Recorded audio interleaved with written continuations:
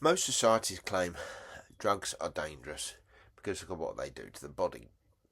The story usually goes like this: substances create pleasure, pleasure leads to loss of control, and that loss of control leads to addiction and chaos. But if pleasure itself is the problem, then why has Western culture spent centuries treating joy as something suspicious? Long before modern drug laws existed, religious and political systems were already trying to regulate ecstasy, celebration, and intoxication. So, what if the war on drugs isn't really about drugs at all? What if the latest version of the older fear, the fear of uncontrolled pleasure? Drugs and Addiction, an Anarchist Perspective. Dickie Dredd. And this is part 26 of the video series in Chapter 3, The Natural Urge to Alter Consciousness. Section 24, A Pleasure Taboo. If the previous section traced the sacred chemistry of connection, this one explores its inversion, the long Western campaign to make joy suspicious, where ancient ritual once treated ecstasy as alignment with nature. Christianity, and its later economic cousins, turned it into temptation. The result was an emotional revolution. Pleasure became sin, work became virtue, and the body itself became evidence of guilt. What began as theology hardened it into economics and eventually into law. The first architects of the taboo were theologians. Augustine's Confessions, which was around 400 CE, framed desire as residue of original sin, the proof of humanity's fall. Pleasure, for him, was the devil's whisper, the seduction of the flesh away from divine order. Medieval Europe built whole economies of penance upon the idea. Monks flogged themselves to prove purity. Pilgrims walked barefoot in pain to earn grace. Others simply paid their way to piety. Logic was tidy. Suffering cleanses, enjoyment corrupts. By the Reformation, Calvinism and Puritanism had turned restraint into salvation. God favoured the industrious and distrusted the ecstatic. Even music was suspect unless it disciplined rather than liberated. As stated previously, Foucault called this the birth of biopower, the moment when pleasure became a site of governance. The Church and the emerging state learns that control of bodies begins with control of sensations. Carnival, dance, intoxication all threatened hierarchy because they dissolved it, even for a night. The Inquisition policed such festivals, not for heresy, but for joy. Ecstasy was exiled from the sacred into the criminal. The disciplining of desire was the first rehearsal for social management. When industrial capitalism inherited the Western conscience, it simply repurposed the same machinery. The factory replaced the monastery. Productivity replaced piety.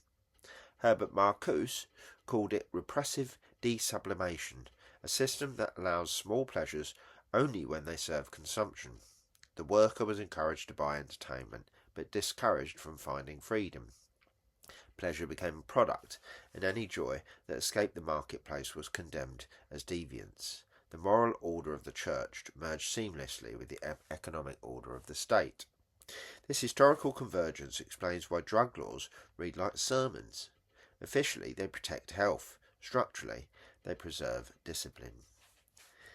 Nutt's analysis shows that the scheduling of substances correlates not with harm, but with threat to authority. Alcohol, the lubricant of labour, remains legal. Psychedelics, which challenge conformity, are banned. The war on drugs is less about chemistry than choreography, keeping the population dancing to the sanctioned rhythm. And that we'll cover that in detail in chapter 4, the next chapter. As Foucault might say, the prohibition of ecstasy maintains the economy of obedience. The pleasure taboo seeps into language itself. We still speak of guilty pleasures, of losing control, of falling in love. The vocabulary of sin lingers long after the theology has faded. Each generation reinvents abstinence in secular guise, the Victorians with modesty, 20th century with respectability, 21st century with wellness. Even meditation apps, stripped of mysticism, now sell serenity as subscription, capitalist's pacified version of transcendence. The body must never experience freedom without paying for it. Against this lineage, every spontaneous eruption of joy becomes a threat. The rave scenes of the 1990s echoed ancient Dionysian rites, collective, rhythmic, self-organising. Predictably, they met repression. Newspapers formed of chemical cults and youth hysteria. The 1994 Criminal Justice and Public Order Act banned gatherings, wholly or predominantly characterised by the emission of repetitive beats. The state had found new language for an old fear, unregulated euphoria. The policing of pleasure, begun by priests, continued by politicians. Contemporary neuroscience undermines that fear. Research at Johns Hopkins and Imperial College shows that psychedelics, when used in supportive settings, foster empathy, creativity and emotional resilience. The same neural pathways that ignite joy also enable healing. Pleasure is not moral failure, it is the neurological intelligence. As shown earlier in section 21, dopamine and oxytocin evolved precisely to reward learning and connection. The brain's design contradicts the sermon. Yet the taboo persists because it serves power. Pleasure is self-validating. It requires no priest, no manager, no market. A person who can find paradise in breath, rhythm or plant is difficult to govern. Hence every empire builds its morality around containment. The Roman Church condemned lust. The Victorian Empire condemned leisure. Neoliberal capitalism condemns unmonetised happiness. The war on drugs, framed as protection, is simply the latest crusade against the free body. From an anarchist perspective, dismantling the pleasure taboo is not hedonism, but hygiene. To reclaim joy is to reclaim agency. A society that can celebrate ecstasy without punishment no longer needs to purchase its consolations or police its desires. In Practical Anarchy, I call this the politics of sensation, the recognition that liberation begins in the nervous system. Healing addiction, therefore, means not only ending pain, but rehabilitating joy. The body that trusts its own pleasure does not need to escape itself.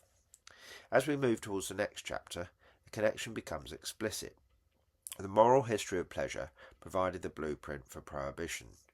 Augustine's theology, the Puritan conscience, and the capitalist factory together designed the emotional infrastructure of the drug war. To criminalise euphoria is to criminalise autonomy. What began as confession became classification and finally incarceration. The war on drugs is the pleasure taboo in uniform, theology with guns.